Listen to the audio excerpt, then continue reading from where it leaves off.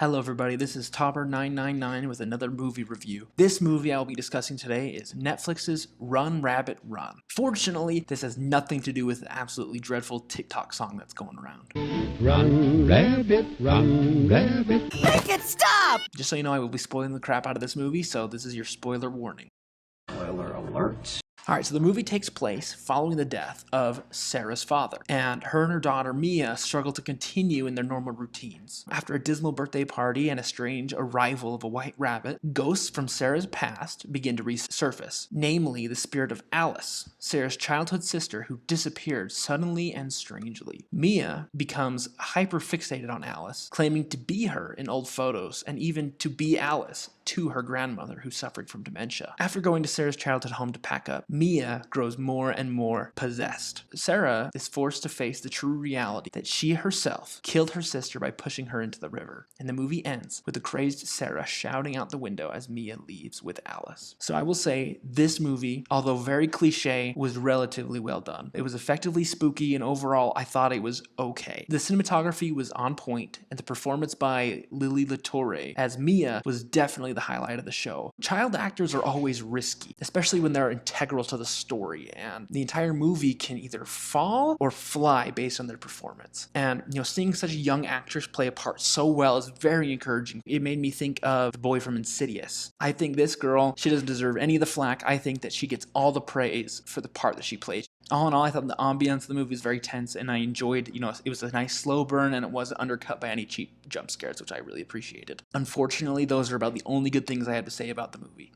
The main character was absolutely awful. Right at the beginning, we are shown a cabinet full of pills, and it's like 2 seconds into the movie, and right off the bat, it alluded to the obvious fact that this woman is just absolutely unhinged. She's awkward around her child, and it was very apparent that the big plot twist was going to be that she was the villain the whole time. While this does happen in movies, it is not effectively done here. And I'd like to contrast that to the 2015 horror game called The Park. And I think this is one of the greatest examples of this trope. In this game, a mother loses her son in an abandoned theme park, and she searches the park, and as she's searching the rides and the stands, the story of Hansel and Gretel, it repeats, and it goes over and over. And it allows the mother to make this comparison that her and her son are like Hansel and Gretel. They're two family members against all the odds in the world, and it's them together. They're a team. They love each other, and they'll do anything for each other. As the story progresses, the main character starts to sour. She starts to show signs of a breakdown. We do get the pills, we get the bills, we get all these things that ultimately lead to the reveal that in Hansel and Gretel, she's not Gretel, she's the Wicked Witch. And at the end of the story, it ends up with her taking her child's life. It talks about her mental strain and how she can't handle being a single mother. And it's a terrifying game, and it's very effectively used because at the beginning, we're led to believe that everything's perfect, everything is great. She's a great mom, she loves her child. And as the game progresses, that reality is kind of chipped away piece by piece, but it's so subtly that we don't know what we're looking at until it's right there before us. And I think this movie is the exact opposite. Instead of showing concern for her daughter and allowing those mental fractures to sneak in subtly, we're immediately shown a cabinet of pills. Seconds later, she's burning her daughter's birthday card, the one that she got from her estranged grandmother. She's trying to throw her daughter's adopted rabbit over the fence, which her daughter sees, by the way. She dumps her emotional baggage onto her child. She keeps her daughter away from her grandmother because of said emotional baggage. She refuses help from her child's birth father, even though they have a good relationship and he comes over for birthday parties and offers to help. She cusses out the girl's stepbrother on her birthday. All these events take place in like the first 20 minutes. It's just right off the bat, you can tell this lady is unhinged. And it was very apparent that the big reveal was going to be this lady's abusive, and it was very obvious. And then as soon as they started introducing the younger sister, I was like, okay, I guarantee she's going to be responsible for her death. Oh, and guess what? She was. It was very predictable. 30 minutes into the movie, I knew exactly how it was going to end.